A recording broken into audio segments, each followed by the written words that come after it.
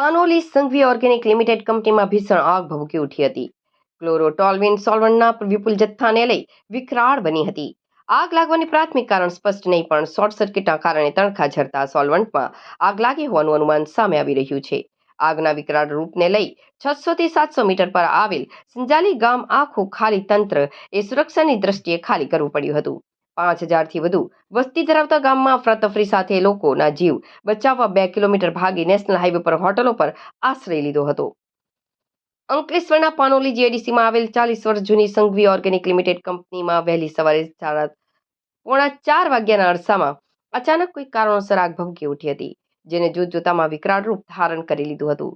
ક્લોરોટોલ્વિન derivative manufacture કરતી અને chlorotoluene બનાવતી પ્રોડક્ટમાં benzyl chloride, benzyl alcohol, benzaldehyde નામના એગ્રોકેમિકલના રો મટીરિયલ જોબ વર્ક કરી બનાવતા સંઘવી ઓર્ગેનિક લિમિટેડ કંપનીમાં આગ લાગી ત્યારે 48 કામદારો કામ કરી રહ્યા હતા. જેઓ કંપનીમાં ઓફ સાઇટ ઇમરજન્સી જાહેર થતાં જ સુરક્ષિત રીતે બહાર નીકળી આવ્યા હતા.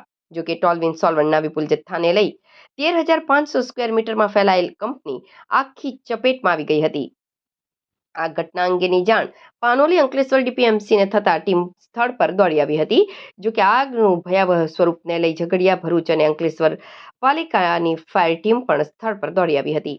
તેમજ અન્ય પાનોલી ખાનગી કંપનીઓના ફાયર ફાઇટિંગ ટીમ મળી 12 જેટલા ફાયર ટેન્ડરની મદદથી આગ પર કંટ્રોલ કરવાના પ્રયાસો શરૂ કર્યા હતા. આગને લઈ એક તબક્કે કંપનીના એન્ટ્રી અને એક્ઝિટ પોઈન્ટ જ બ્લોક થઈ જતા ફાયર ટીમ માટે મુશ્કેલી સર્જાઈ હતી અને ફાયર ટીમ દ્વારા કંપની ગેટ બહાર તેમજ આજુબાજુની કંપનીમાંથી ચારે બાજુથી આગ પર કંટ્રોલ કરવા માટે મેજર કોલ જાહેર કરી કામે લાગી હતી. આગ પર ફાયર ટીમે 5.5 કલાકે જહેમતે કાબુ મેળવ્યો હતો. જોકે આગ સંપૂર્ણ કુલિંગ સાથે બપોરે 4 કલાકે કાબુમાં આવી હતી. આ ઘટનાને પગલે taluka disaster team, industrial safety and health વિભાગ, ગુજરાત પ્રદૂષણ નિયંત્રણ બોર્ડ અને પોલીસ વિભાગની ટીમ પણ સ્થળ પર દોડી આવ્યા હતા. આગને લઈ એક તબક્કે તંત્રએ સુરક્ષાની દ્રષ્ટિએ અને રાસાયણિક કેમિકલને લઈ આંખોમાં બળતરા અને લોકોના આરોગ્ય સામે ખતરો ઊભો થયો હોવાથી સંજાલી ગામ આંખું ખાલી કરાવતા લોકોના જીવને લઈને ઘર બહાર છોડી 2 કિલોમીટર દોડીને નેશનલ હાઈવે નંબર 48 પર પહોંચ્યા હતા.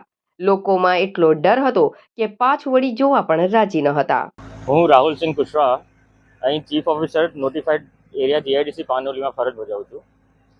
અને અહીં સવારે 4 વાગે 4-4:30ની આજુબાજુ સંઘવી ઓર્ગેનિક્સમાં આગનું બનાવ બનેલું હતું. એટલે તરત અમારા બધા ફાયર ટેન્ડરો અહીં પહોંચી ગયા હતા ને હાલની સ્થિતિમાં 13 ફાયર ટેન્ડર જેવા અહીં લાગેલા છે કામગીરીમાં આગ બુઝાવવામાં. અને આપણે અંકલેશ્વર નગરપાલિકા, ભરૂચ નોટિફાઈડ ભરૂચ નગરપાલિકા બધી જગ્યાએથી ફાયર ટેન્ડર બોલાવવામાં આવ્યા હતા.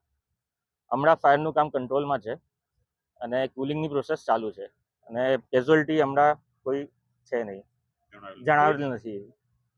અને આસપાસના ગામોમાં થોડુંક ભયનું માહોલ હતું, એ ખાલી કરવામાં આવી ગયા છે અને હમણાં બધી સ્થિતિ કંટ્રોલમાં છે.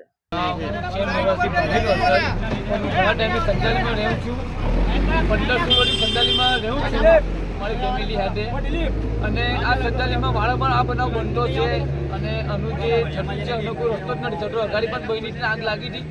આનો અસર એટલો ખતરનાક પડ્યો છે. ખરોડ, ભાડી, બાકરોલ, કુંભળવાડા, આલુન, પાનોલી બધા ગામડામાં આનો અસર પડ્યો છે.